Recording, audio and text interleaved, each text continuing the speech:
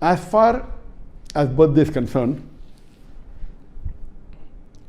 our beloved Prophet Muhammad said that there are only two festivals in Islam, two annual festivals. They are the Eidains, the Eid al-Fitr and Eid al-Adha. The first is after the Ramzan ends, that Eid al-Fitr, and the second is Eid al-Adha, that's we have the Eid of sacrifice. These two are the only Eids that are annual Eid is there, that is permissible to celebrate. And the Prophet also mentioned that the weekly Eid is on Friday. So there's one weekly Eid and two annual Eid. These are the celebration. So any celebration which is celebrated annually, every year, is against the teaching of Islam, except these two, the Eidain, Eid al-Fitr and Eid al-Adha. That's the Eid al-Nahar, the Eid of sacrifice. Birthday is more of a Western culture and people celebrate it. It is not an Islamic culture and it is against the teachings of Islam. So therefore it is not permissible. Any celebration which is done on an annual basis, whether it be wedding anniversary, whether it be Valentine's Day, whether it be Mother's Day, or whether it be Teacher's Day, all these type of days or annual celebration, except for the two Eid, are not permissible in Islam. If you have a normal party for graduation, no problem. If you have a marriage and you have a party and a celebration for marriage, as long as nothing haram is done in that celebration, is permitted. So celebrating things which are good like marriage or graduation at one time, no problem. But making it an annual affair, you start saying, I will have wedding anniversary, so this is not permissible in Islam. This is the main basic ruling. There are other reasons why it's not permitted. Many of the things that is done on birthday, it is against the teaching of Islam. If you go back to the history of this birthday cake, how did it originate? We come to know it is from the time of the Greeks. And at that time, in the olden days, they made cake which was honey cake, which was round in shape, to resemble a moon for worshipping moon god. It was round honey cake resembling a moon, and they put candles on it. So this was in reverence to the moon god. Then we have, if you read history, we come to know that in Germany, the bakery in 15th century, they used to bake cakes. It became common. Then you have in the Roman history and so on and so forth. Today, we have, they put candles, and depending upon how old are you, if you're 10 years old, they put 10 candles. If you're 20 years old, they put 20 candles. Or sometimes they put one additional candle to say that you're going to spend one more year. And there are many cultures, there are many ideologies, many superstitions. Then people, they wish and then they blow the candles. Though people talk of being hygienic, normally when you blow the candle and you blow on the cake, according to research, when you blow on the cake has 14 times more germs on it before it was blown. So imagine we talk about hygiene, but we blow the candles. The candle is kept on the cake, and there are germs going onto the cake, and we serve that cake to everyone. We talk about hygiene, talk about science, but this is all unhygienic. There are various other activities associated with birthday which may be haram. For example, today most of the birthday parties, they involve music, which is haram. They may involve dancing, which is haram. There may be obscenity, which is haram. So many activities involved are against the teachings of Quran and Sunnah. But the basic thing is celebrating itself is haram. Second reason is because activities may be haram. My children would like to also go to birthday parties and celebrate and so on. I sit them down and I explain to them what the candles are all about. Do you know what the candles on a birthday party are all about? In ancient Europe, when the winters were so bad that people used to go into literal hibernation to keep themselves warm in whatever way they had. And when they would come out, they would count the dead. Did you know that? They would count the dead. And in order to celebrate the fact that those who are alive have passed through the winter and survived and fought nature, which means nature came to kill us in the form of cold. And because we fought nature and we stayed alive, now we need to defy it by blowing out candles. So they would put how many ever candles of their age and blow them out to show we can defy it. It's something that we believe is rooted in the medieval Europe. And it comes with its own satanic origins and so on. But people today say, what's wrong? What's wrong? I'm blowing the candles. But you don't realize it's like an act of worship of the pagans. And we're saying, and people have made it a culture and a tradition. The same applies to so many other things. Like Valentine's and so much. People start saying, but what's wrong? How come these people, you're not allowed to show your love? Well, to be honest, we are being fooled by believing that, you need to celebrate the fact that you're 1 year older by throwing a big party, everyone must come, but you don't know that now you're closer to your grave, for example. Or there are more responsibilities on your shoulder. I'm not saying that when your age turns, that you must not make dua to Allah, Ya Allah, grant me a good age and so on. But firstly, we have a Hijri calendar. Secondly, these teachings are foreign to Islam. They are actually incorrect, invalid. But they come from Allah, not from me, not from you. If I had it my way and you had it your way, we would be throwing parties because our kids put pressure on us, so do mine. But we have to speak to them, address them, try and explain to them, and get to the origins of it. The sad reality is people take part wholesale. So they'll tell you, but they did it. But these people did it. That's the peer pressure. Sadly, we're living in an age, al-qabidu ala dinihi kal-qabidi ala jamr. A person who wants to hold fast to the deen is someone similar to he who is holding fast to, a red hot coal, for example. So you find even families which are supposedly religious, they have these big birthday parties and so on, whereas it is Islamically incorrect. Wallahu a'lam. Allah knows best. Brother, again, we as Muslims are denied from following the cultures of non-Muslims. So let's look at the origin of celebrating birthdays. If the companions of the Prophet ﷺ celebrated it, then it's okay for you to celebrate.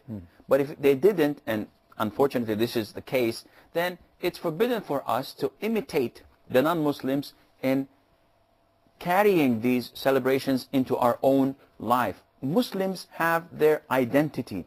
We have our own personality. We cannot imitate people. You can pinpoint us anywhere in the world. You can tell that this is a Muslim by the way he looks, by the clothes he's wearing. Not that he's a freak or he's a Martian from outer space. No, but because of his behavior, because of his dress code, and because of the things that he does not allow to corrupt and pollute his own civilization and culture. Therefore, birthdays are not acceptable in Islam, and this is the verdict of scholars of Islam. No, the reason for not celebrating birthdays, or you're talking about birthday of the Prophet in general, because birthdays in general, it's not considered ibadah, right?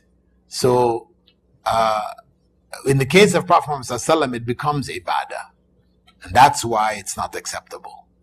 In the case of the general birthdays, you can say that on one hand, it is imitation of the non-Muslims. It is also an annual celebration. So because even in Arabic, it's called Eid Milad, Eid. And the Prophet ﷺ had said that you only have 2 Eids. When he came to Medina and he found the people celebrating different Eids, he asked them, why are you doing this one, that one, the other one? They explained, we're doing it because of this and that. He said, okay, stop. All of them are cancelled. You only have 2 Eids, Eid al-Fitr and Eid al-Adha. So Eid means, it comes from Ada. From Ada, Ya'udu means to repeat, to come back again. So you do it every year at the same time. This is an Eid, right? So this is the second reason why it's not allowable. Third reason is that its origin was pagan. And this is why for Christians, even Jews don't celebrate birthdays. Orthodox Jews, maybe modern Jews might do it, but Orthodox Jews don't celebrate birthdays. And the only birthdays celebrated mentioned in the Bible are the birthdays of the pagan rulers, Pharaoh and Herod. Yeah. So it was known. Celebration of birthday was a pagan practice. It had pagan beliefs associated with it. Right. So do you consider haram to celebrate because people get really caught up in it? Well, if it's not haram, it's at least makruh. You know, I mean, there's enough things against it that it really shouldn't be done. It's not, but if you did it, are you a major sinner? I would say no, because it's not ibadah. It's from ada. So we have another question. What is the ruling on celebrating birthdays? There is nothing mentioned about this either in the Quran or in the Islamic tradition, and as far as I know, and I have to say as far as I know because the Islamic tradition is very vast and nobody knows the whole thing. But enough studies have been done on this question such that if there was something mentioned, I think I would have known it by now. And I don't know of anything. So there's nothing positive or negative about this. It's just something that was not in the Islamic tradition. In ancient times, of course, people did not keep track of their birthdays as people do now. So if a Muslim were to celebrate a birthday, he would do so by remembering God and giving thanks to God. But that is not part of the Islamic tradition. It's not something that we find mentioned that a Muslim should do this. And most pious Muslims would not do it because they will feel that this is something extraneous and it's not within our culture to do this. But at the same time, I would add, if some Muslim decides to do this in a healthy way, giving thanks to God, I don't see that much is wrong with that. We get to the issue of celebrations, Eid. And we'll mention four aspects. Number one, celebrating a celebration yourself. Celebrating a celebration yourself. There are 4 types of celebrations. The first, any celebration that is personal and private. That is something that is not communal and something that is not religious. Any personal or private celebration that is nothing to do with the religion has nothing to do with Islam. Islam is not making it haram or halal or makruh or mubah. The celebration is neutral. The Sharia did not dictate personal celebrations. There's nothing in the Sharia that dictates anything about personal celebrations. The ahadith about Allah substituting 2 Eids, as we're going to come to, if anything, it is a communal. A personal celebration cannot be a bid'ah because there's no religion involved. And the Sharia did not dictate when you can be happy and when you can throw a party and invite friends over. There's nothing in the Sharia for or against this. It is neutral. So if you graduate and you want to have a festival, go ahead. If you get a new house, you have a festival, go ahead. If you're bored and you want to have a festival, go ahead. If you think it is the day you were born or whatever, your birthday, and you want to have a festival, go ahead. The Sharia is not telling you anything about this. There's nothing in and of itself that forbids it. And therefore, these personal celebrations, and in particular the 2 most famous ones are birthdays and anniversaries, there is nothing in the Sharia to forbid them. Now, the group says it is bid'ah. We say, with utmost respect, this is the weakest argument. It cannot be bid'ah, because when you celebrate the birthday of your 5-year-old kid, do you expect Allah to reward you for that? Is it a part of the religion? No. You have not understood the meaning of bid'ah, with my utmost respect, even though you might be more knowledgeable than me in a million one fields. It can't be bid'ah. This is just wrong. Number 2, they're going to say, oh, this is tashabbuh with the kuffar. So we got rid of the issue as bid'ah. They'll say number 2 is tashabbuh with the kuffar. Well, we already explained in a lot of detail that there can be no tashabbuh when it is something that is done by large groups of people transcending any civilization. And we said that even if the origin was pagan, if nobody is understanding paganism and it is a generic ritual, there is no tashabbuh. So tashabbuh cannot be there. There is no tashabbuh in eating hamburgers and French fries. There's no tashabbuh in liking cheesecake. There's no tashabbu in dressing like this, in speaking English. There is no tashabbu in celebrating birthdays. Cannot be tashabbu. We understood this point with that. Then they say, oh, but the origin is pagan. We already explained. The origin is pagan means nothing. Because Tuesday is also pagan. And we all know what Tuesday is, okay? Then they say, oh, but birthdays and anniversaries have intermixing and sharab and haram things. What do we say to this? Drink water. Don't make something haram because of something that is obviously haram in something else. Don't mix and match. Don't pick and choose like this way, okay? Make it halal, keep it halal, then do that. Then they say, oh, but there's israf and waste of money. To which we say, who amongst us is safe from that? Why are you picking and choosing this one battle and ignoring the israf in your wardrobe? The israf in going out to restaurants, the israf in this and that, and then you want to prohibit the 5-year-old child's birthday and say this is israf. Be fair. Birthdays are halal because there's nothing to make them haram. Is that clear? The default, everything is halal. You have to prove it's haram. And anything they throw at you, and I've been saying this for more than a decade, it's nothing new you're hearing from me, but because people are so sensitive in this regard, it cannot be tashabbuh. And it's ironic, you're speaking to me in English, wearing pant and shirt, living in America, and you're talking about birthdays being tashabbuh. Again, think about this. It's not tashabbuh. It's a generic thing that everybody is doing. It's nothing to do with any paganism. On top of this, certain types of these celebrations can actually bring a positive goal that the Sharia wants, love between families. Anniversaries are of the most easiest ways to win your wife's heart back, mashallah, tabarakallah. Please don't forget your anniversaries, right?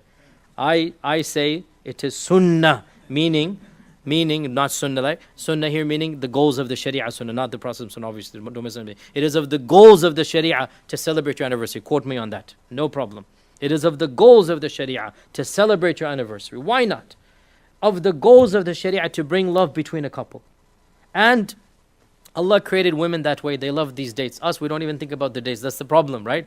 Make sure you put the date in your calendar 10 times. Like, put it right now, like whatever is your anniversary, make there. And then, surprise, go out, have a nice party, do something. Halal, obviously, no sharab. Just drink some grape juice, no problem. Keep it halal. But celebrate, why not? What is wrong? How can the Sharia forbid a celebration between a husband and wife that will increase their love? Think about, again, those ulama that make it haram based on what? So, we say all of this is completely, there's no basis to make it haram. طيب.